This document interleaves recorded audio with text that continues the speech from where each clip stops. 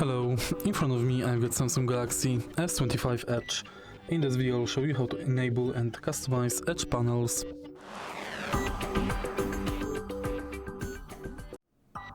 In the beginning, let's go to Settings and next find Display Settings.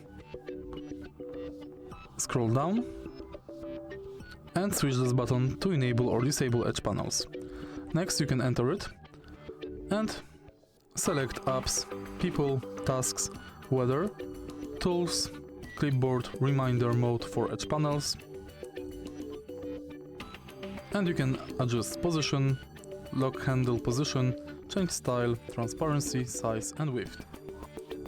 If you find this video helpful, please like, comment and subscribe.